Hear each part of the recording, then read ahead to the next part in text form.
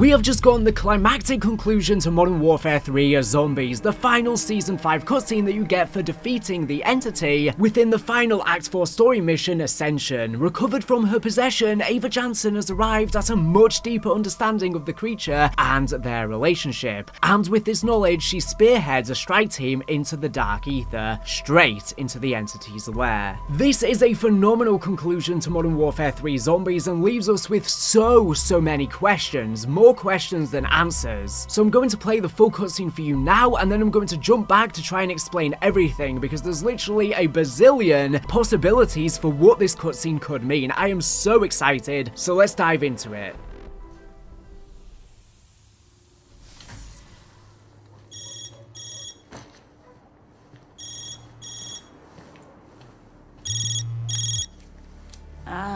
Checking up on your daughter.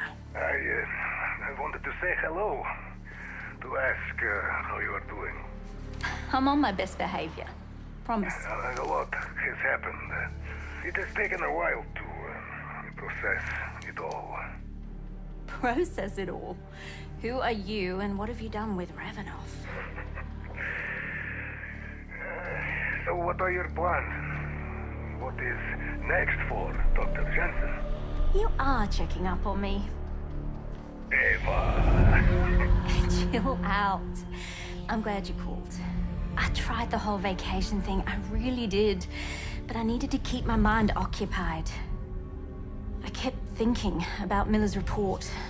I'm visiting the site of the localized incursion she survived as a child. Liberty Falls is even more of a one-horse town than I'd suspected. Why? Ava, listen. You must leave that place. It is not safe. Are you there? Ava?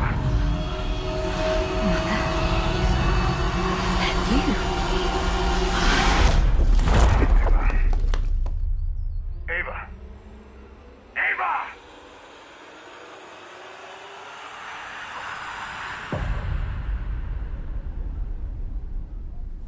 So there we have it. Are you hyped? This is the perfect setup for Black Ops 6 Zombies, and with it tying directly into Liberty Falls, we know of course we're going to be getting the Liberty Falls reveal next week at Call of Duty Next, and we will be seeing live gameplay of the map. So what this means is that some of the theories and questions that I propose in this video may actually get answered once we see that gameplay next week. And I do want to say that this is going to be my initial interpretation of the cutscene. This is not taking into account any radios that are soon to be found.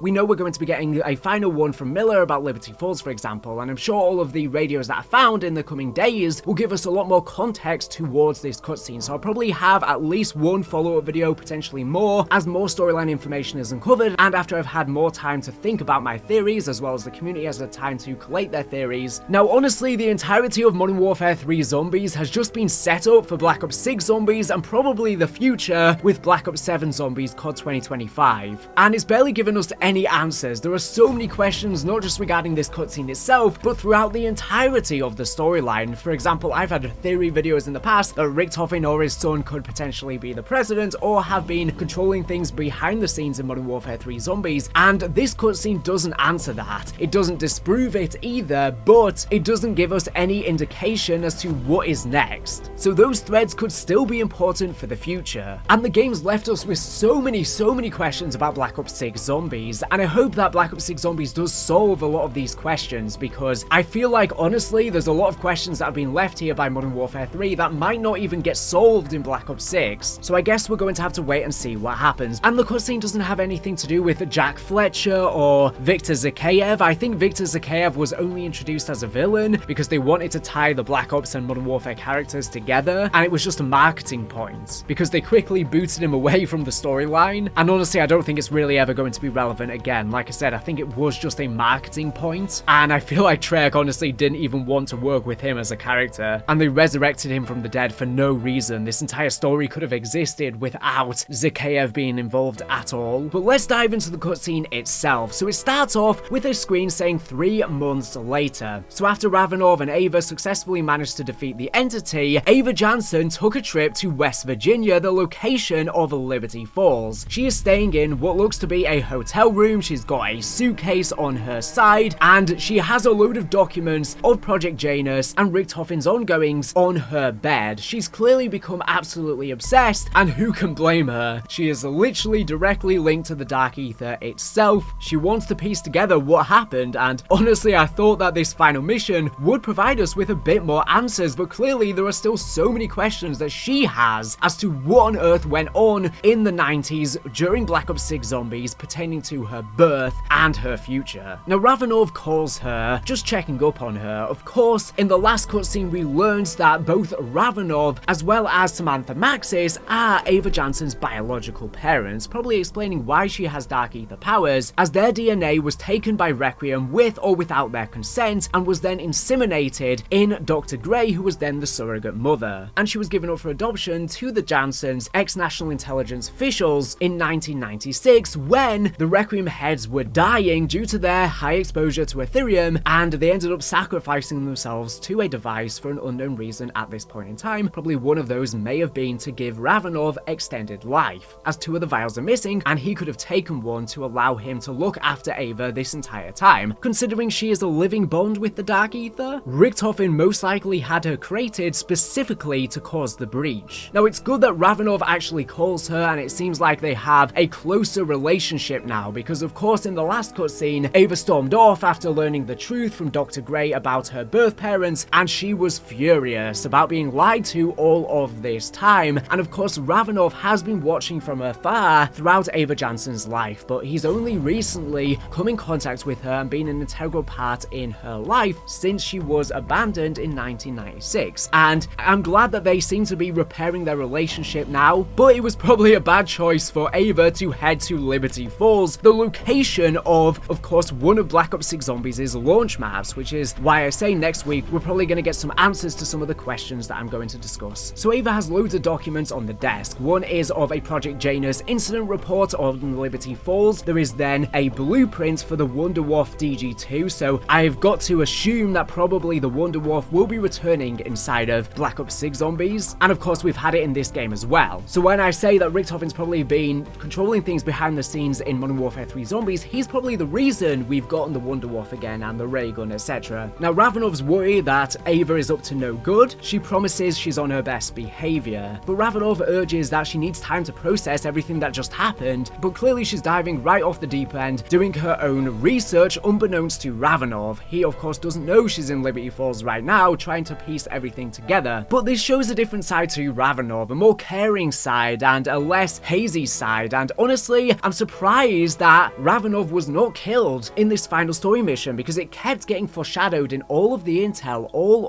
of the radios before, yet he is still alive. So I don't know if next game he's going to get killed and this was foreshadowing for the future, but honestly I didn't expect him to make it at all. So I wonder if there is still a twist to come in the future pertaining to that. But yeah, Ava's surprised at this change in taste of Ravenov, saying, "What have you done with Ravenov?" Ravenov says, "What are your next plans? What's next for Dr. Jansen?" And then she begins looking in a mirror. And this is where the cutscene takes a drastic turn, because the mirror that she is looking in shows a shadowy figure with a cowboy hat on, and in the background we see a load of buildings with chimneys, and there seems to be some water tower or something on the left, and I believe this is Liberty Falls. It looks very similar to the town of Liberty Falls. I'm sure that this is most likely that. Now right now a lot of people are speculating that this shadowy figure is in fact the Shadow Man, but it doesn't really make much sense for the Shadow Man to be reintroduced into the storyline. As far as we're aware, on Tag the Toten, the Apothicans, the Keepers, they merged back together, everything was then sent into the Dark Ether. I don't think Monty and the Shadow Man exist anymore, at least how we knew them. Of course I could be wrong, but if we look at the Shadow Man's hat compared to this, it doesn't look exactly the same. This one looks a lot pointier, and the Shadow Man wears a top hat, but this distinctively looks like a cowboy hat, so I don't think this is the Shadow Man. However, whilst the hat doesn't seem to match up exactly with the Shadow Man in his regular form, on Ascension Remastered in Zombies Chronicles there was a little Easter egg where you would see a silhouette of the Shadow Man in one of the factory windows, and that silhouette does seem to match up with this silhouette, so I'm kind of torn if it matches up or not. And this is even crazier considering that this latest mission is called Ascension, and this Easter egg was on Ascension. Is this just coincidence? Most likely this is is one of the members of the Shadowsmiths, which are a brand new group that we've never heard of before. However, when you are fighting the entity in the boss fight, she mentions in the fight that the Shadowsmiths will take her, referring to Ava, soon.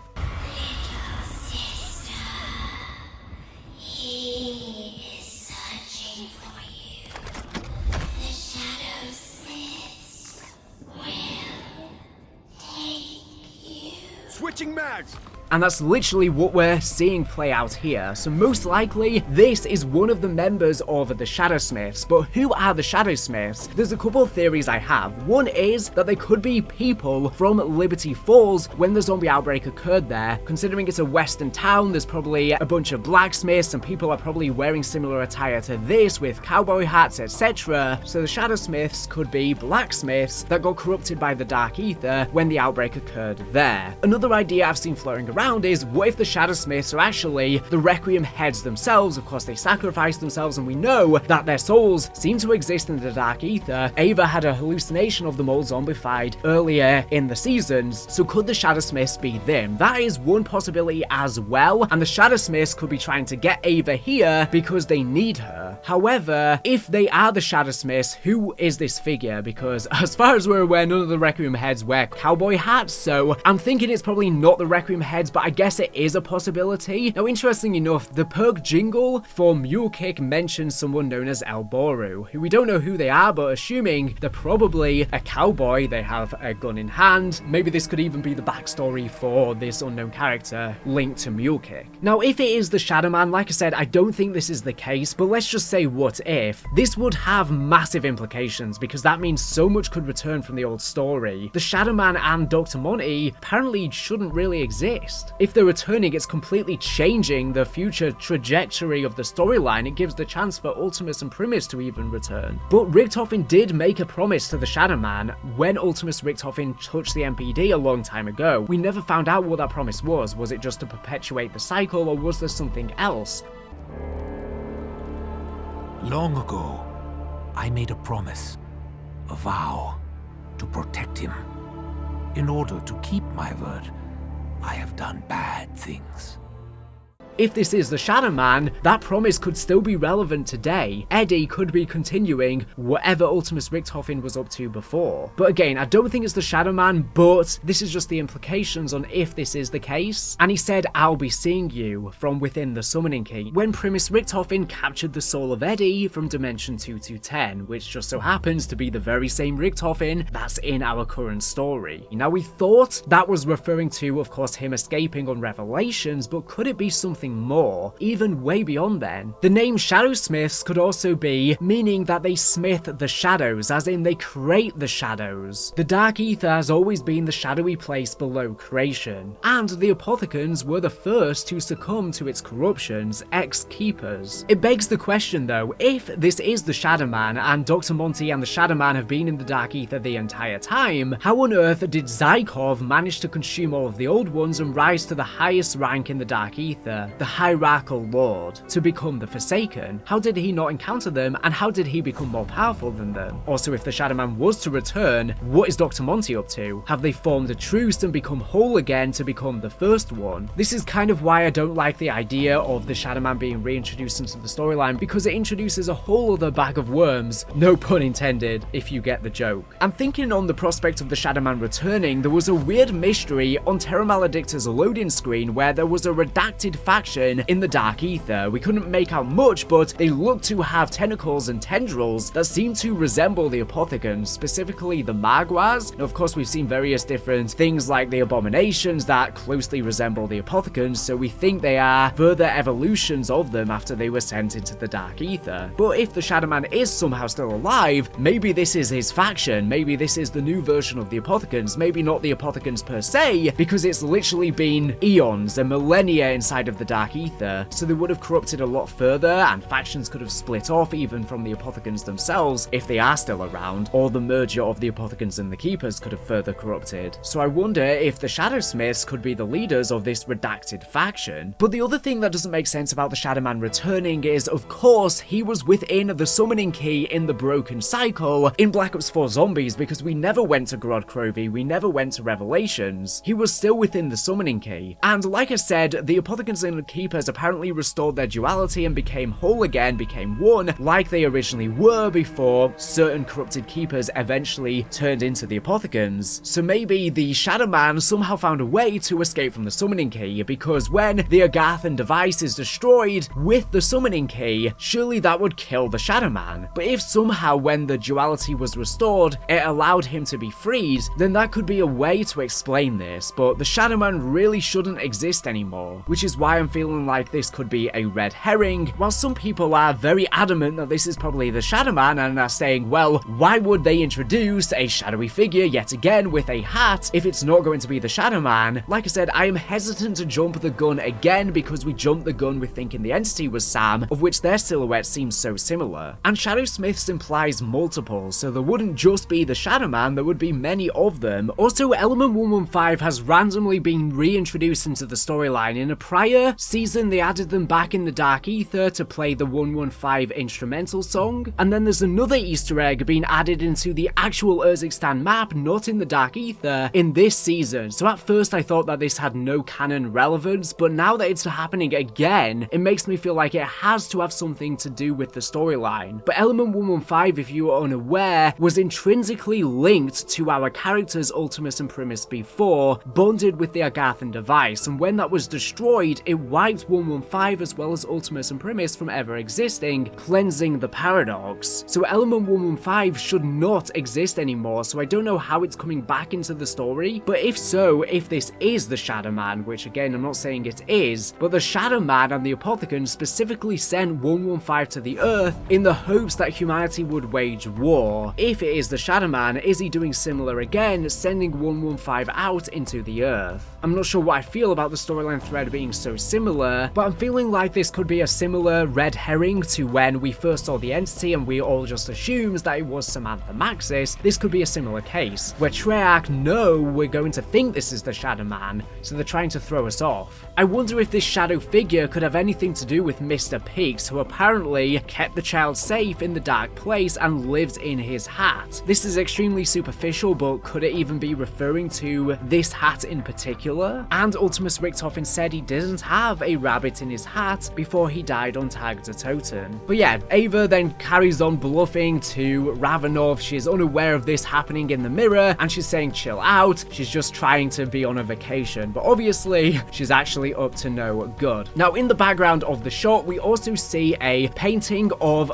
the town of Liberty Falls, and this is our best look of the map so far, and it's huge. It's much bigger than the Liberty Falls multiplayer version. That's probably just a small section of the town. That's not the full area we can explore in the Zombies version, and you can see clearly here it's based on the in real life town in West Virginia called Harper's Ferry. They look so similar. You can see the church, you can see many other buildings that are very familiar. Now Ava then throws the documents and we see a portrait of Richtofen, and I'm going to discuss all of these documents in a second, but I first want to talk about the big thing in this cutscene, which I'm sure you are the most puzzled about. But yeah, Richtofen there, he has a very dull face. This is the first time we've ever seen him since we saw him at the end of Forsaken. He has dark thoughts on his mind though. Since this portrait of Richtofen looks quite different, people are saying maybe it's before Cold War Zombies, but I don't think so because the document is dated 1991, and also it does appear like he still has his scar on his throat. We can't make out the scar on his eyebrow, and his hairline looks a bit different, and the way his hair is as well, but I think that's just due to the engine change. And whilst the scar on his throat is on the other side to when we saw him on Forsaken, this is probably just because the image is flipped from when we saw him on the Forsaken. But I wonder if he's experienced any other trauma since Cold War Zombies, considering he looks so much more tired and stressed now. I mean, Project Janus has just completely taken the life out of him. Then Ava begins peeking out of the blinds. I guess she's worried that she might be getting watched by people. She says Liberty Falls is more of a one-horse town than I suspected, and then everything goes purple. She starts getting taken over by the Dark Ether. Ravenov urges she needs to leave Liberty Falls. It is not safe safe. And that is because obviously in 1991 a zombie outbreak occurred here, and because Ava Jansen has dark ether powers and she's a living bond with the dark ether, she should absolutely not be going anywhere that has a connection to zombies, because this point is a weak dark ether point, and with Ava being a physical bond, it weakens that even more, and this causes a dark ether breach. A hand reaches out of the mirror, and then Ava's eyes start glowing purple again, symbolizing her powers or her being controlled, and then she goes to touch the hand, saying, "Mother, is that you?" She thinks it could be Samantha Maxis, her biological mother. As she goes to reach and touches the hand, it grabs her into the portal and takes her in, and then it goes back to a mirror and she drops the phone, where Ravenov is still on the call saying, Ava, what is going on?" He has no idea. He is shocked. He is worried. And then the screen pans to the portrait of Liberty Falls, and then it cuts to the indentation on the bottom saying, "Welcome to Liberty Falls, one visit and you'll want to stay forever," which I guess is foreshadowing as to where she has gone. Then it says the story will continue, which I guess it's going to be continuing both in the past in Black Ops 6 Zombies and the future with probably COD 2025 Zombies. So this is really huge, but let's talk about it here. So regarding the hand that actually reaches out to Ava, it does seem to be Samantha Maxis. If you actually look at the jumper she is wearing, it looks just like the jumper she was wearing when she went in to trap the Forsaken in the containment chamber and she went into the Dark Ether in 1985 at the end of Forsaken. However, the thing is, we know that the Dark Ether is capable of cloning. We don't know if this is actually Samantha Maxis taking her into the Dark Ether, or if it's someone pretending to be Samantha Maxis, for example, the Blacksmiths, or Samantha Maxis could even be one of these Shadow Smiths for all we know. So that's two possibilities there. We do know there's going to be a SAM Trials machine in Black Ops 6 Zombies, suggesting she will be communicating to us in some way through that, whether it's actually her or her AI or something. So yeah, it very well could be Samantha Maxis here, but I'm very skeptical because many times in the past, characters have been tempted into the Dark Ether through manipulation. For example, the Forsaken pretended to be Valentina's father. The Shadow Man lured Maxis to open the summoning key on Revelations to free him. So many things like this have happened in the past, and I wouldn't be surprised if things happen like this again. But what actually happens to Ava Jansen here? So there's a few possibilities. One is she goes into the Dark Ether in real time, meaning 2021, and this is story set up for a sequel to Modern Warfare 3 Zombies, like I say, maybe COD 2025, or maybe even a future game. It's saving Ava to return at a later point. That is one possibility. However, the theory that most people have right now is that Ava has actually been sent back in time. And again, even if she has been sent back in time, there's a few different theories I have for what this could actually mean. So this is my first theory, and this is the one that I think is the most plausible. One possibility is that we know when Ava Jansen was born, simultaneously the entity, which is a mirrored, cloned version of her, her sister per se, cropped up inside of the Dark Ether. She was born in 1993, so ever since then, Ava has been hearing of the entity through dreams and hallucinations. So what I'm thinking here is that potentially this could be a closed loop. Ava is sent back in time in the Dark Ether as the entity, because we know that time passes differently inside of the Dark Ether, and I guess theoretically, it can allow for time travel again. For example, we send in monkeys in Outbreak, and in the Dark Ether and D Machine, which is obviously set before Outbreak, there's monkeys in there as well. So we're not exactly sure how time works. We just know it passes slower, but I don't think it even passes linearly, because intel inside of Cold War Zombies has described the Dark Ether as being a culmination of loads of different things from different time eras, but I guess that could also just be because everything from the old multiverse was sent in there and tagged to totem, so that's why there could be lots of things from time periods. But anyways, my theory is that Ava going through this portal, being grabbed by Samantha Maxis or someone pretending to be Samantha Maxis, could actually be how she becomes the entity. So the entire time we've been hearing of the entity might actually be her physical self.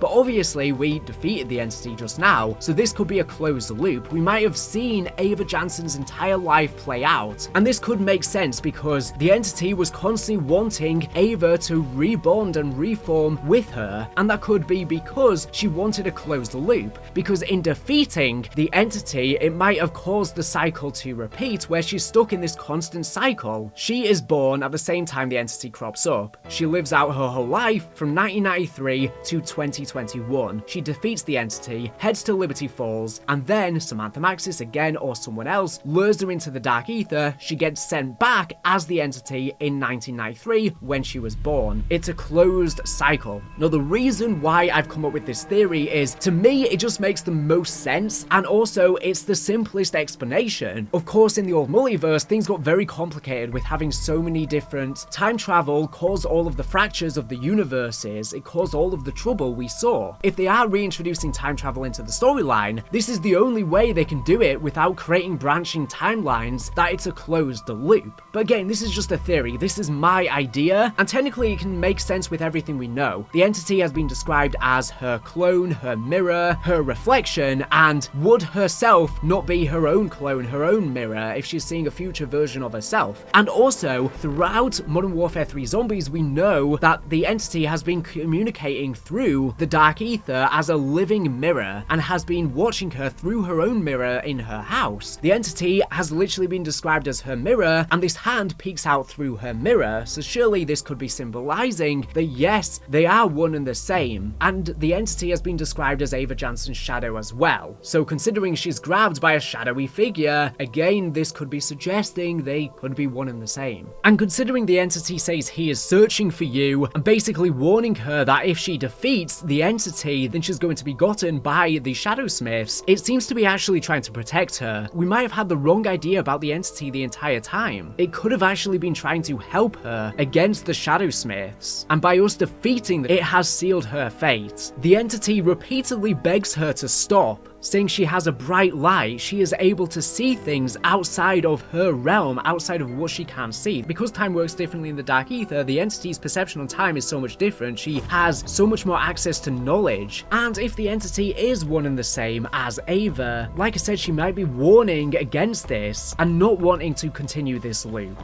Or potentially Richtofen had the entity created specifically for it to be born to protect Ava, because maybe he needs Ava for something in the future, whether it's in the past if she's sent back in time, or the future past 2021 if she's still concurrently in there. There are different angles we can take this. I do wonder if the entity is even still dead, because Ava just says after they defeat it, I think so. The bridge between the world is collapsing, her head is now clear now that that connection is gone, and I'm guessing that the zombie outbreaks stop now, considering that physical bond is severed. But considering she says I think so, it's not actually stated definitively. I guess it gives room for the entity to potentially still be alive. Now, the other idea is that this is not true at all. The entity is actually just a clone of Ava Jansen, created when they were born. The entity is not physically Ava Jansen, but is her mirrored self, but not a future version of herself. And when this hand pulls Ava Jansen, she might actually go back in time to Liberty Falls in 1991, and is actually the reason why the zombie outbreak even occurs on that map. We might physically be able to see her on Liberty Falls. She might be flying around in the sky like Samantha Maxis. She might be physically on the map. And this could be a part of Richtofen's plan with Project Janus. He might have needed Ava Jansen to be born to create this physical bond with the Dark Ether, and she could be the reason why there's the Dark Ether portals on Liberty Falls that we see in the teaser. Maybe when she's sent back in time is what actually causes the Dark Ether breach to then occur on that map. So there are three possible options. One is she is not sent back in time. This is happening in present day. She just goes in the dark ether. That's set up for a future game. The other possibility is she goes back in time, but it's a closed loop and she's been the entity this entire time. The third possible option is she goes back in time,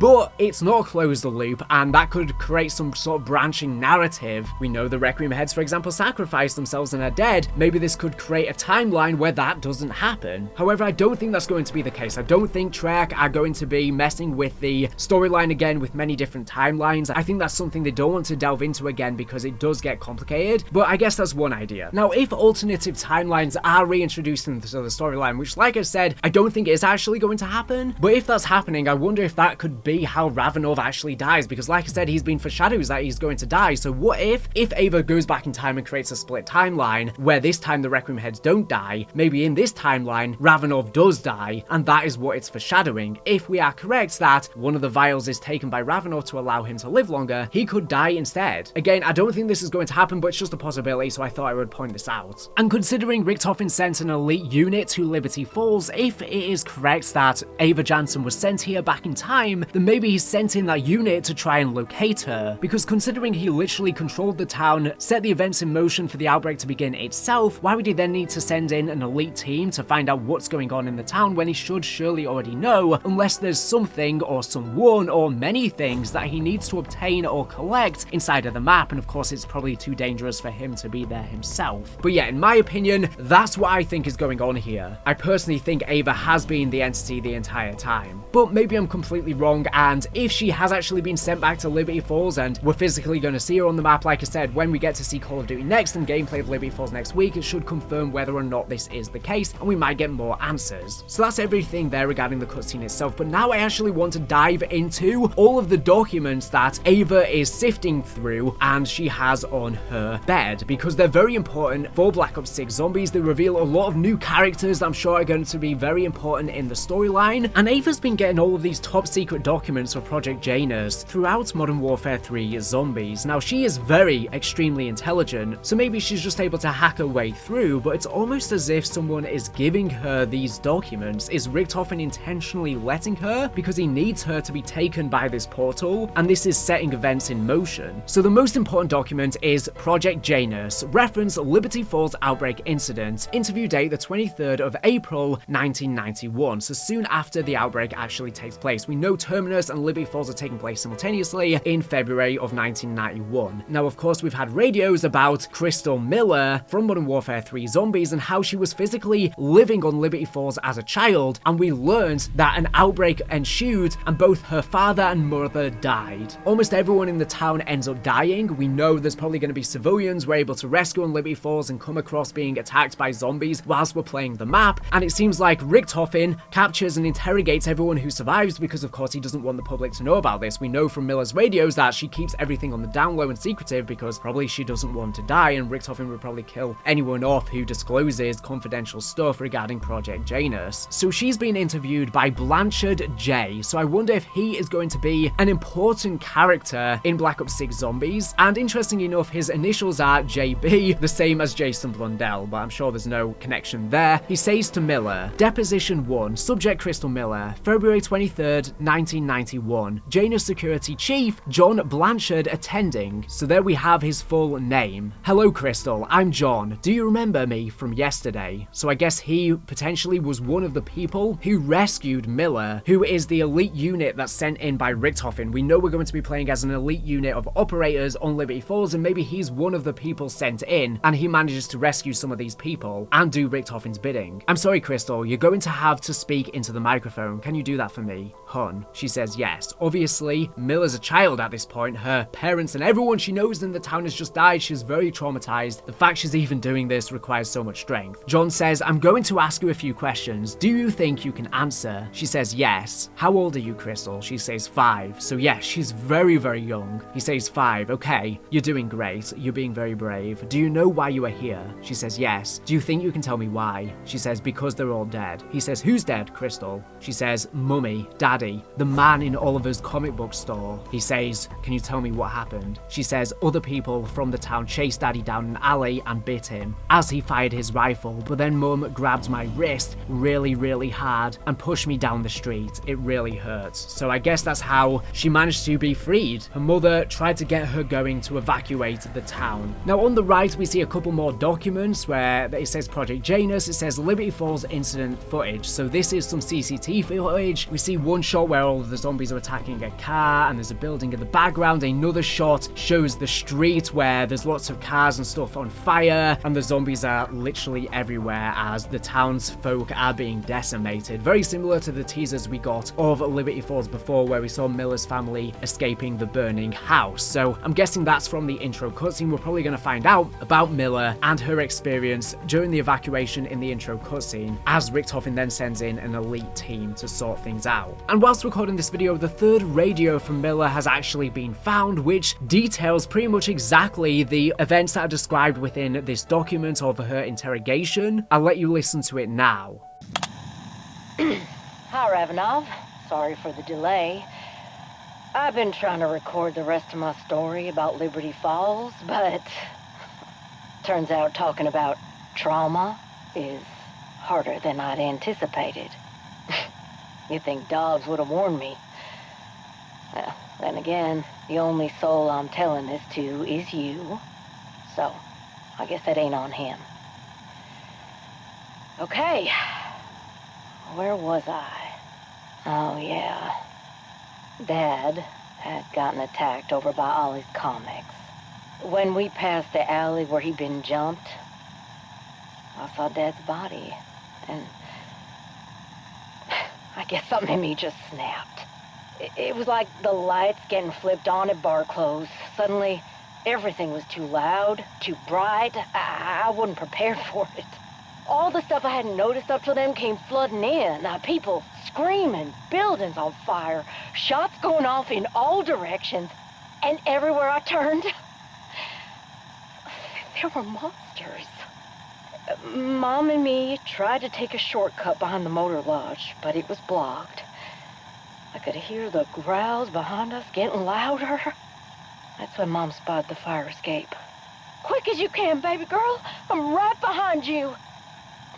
As I climbed the fire escape, the growls were coming from directly below me. I looked down, and that's when I saw them. Swarming sea of monsters crashing into Mom like she was a boat caught in a hurricane. It's the first time I'd seen a horde of those things. Run. That's what she told me before disappearing beneath the waves. Run. So I ran. I don't remember much after that. I'm ashamed to admit I've been too scared to try. When my aunt and uncle took me in, they told me the Steel Mountain Riders had found me holed up inside Freedom Fried Chicken 3 days after the outbreak ended. Which is probably why I hate fried chicken.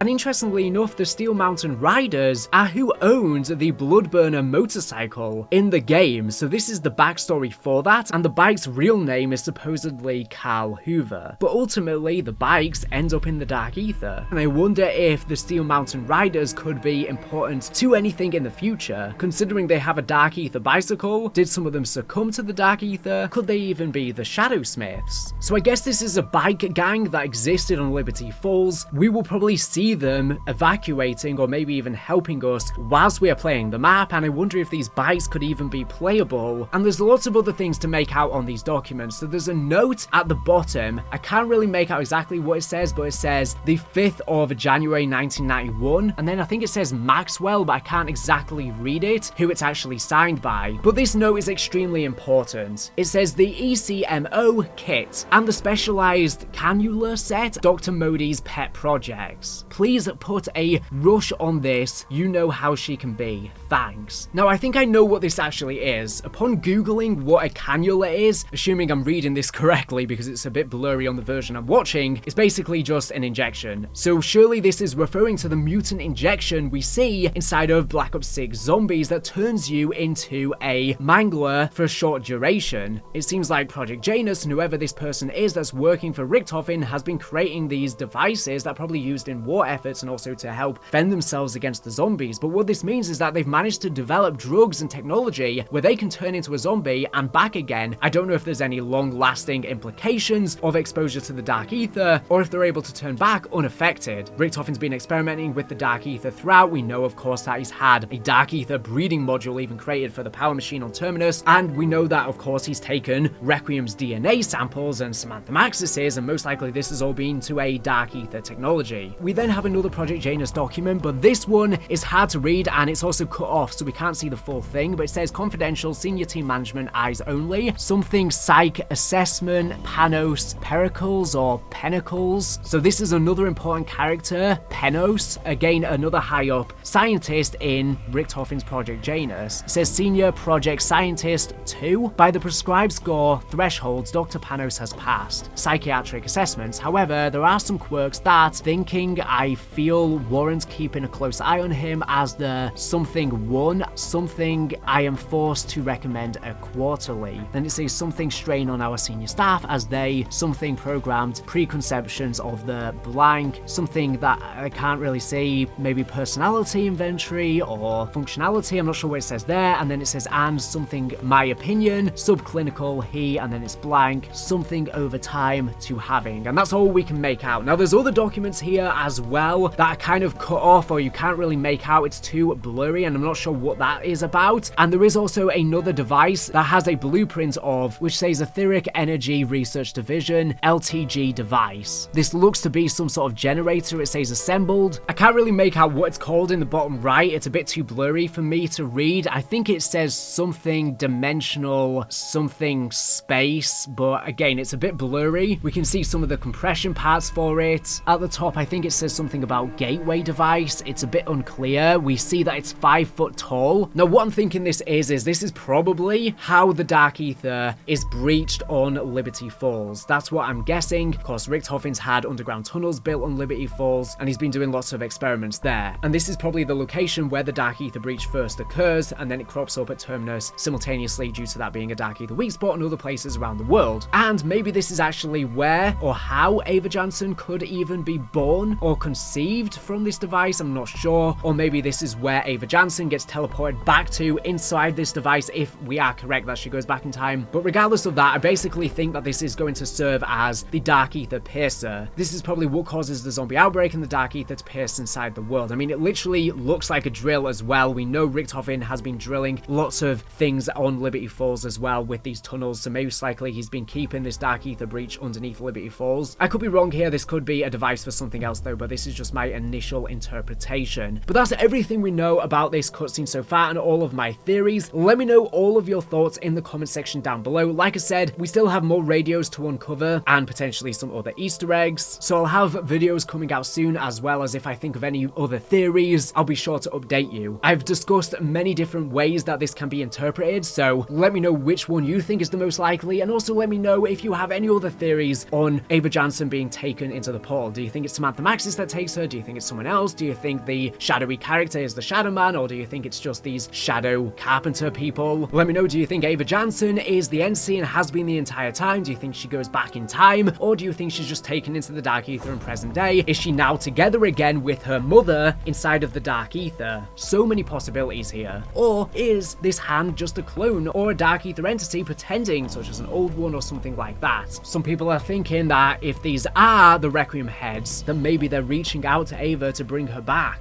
She is needed. Maybe they even sacrificed themselves to save her or close this loop or something along those lines. And also let me know, do you think the Requiem heads are going to return at some point? Because I personally do. I don't think they're deceased forever. I think they're going to return. I just don't know how or why, but I think they're not over yet. Whether that's through some sort of split timeline that creates another, where they are still alive, or whether it's through some other means, I don't think they're just going to kill them off and then they're never going to return. Anyways, that's all I wanted to say. Like I said, leave all of your theories below. Thank you for watching the video. Make sure to subscribe if you're not here for latest and greatest Call of Duty news and information. So anyways, thank you for watching, and bye.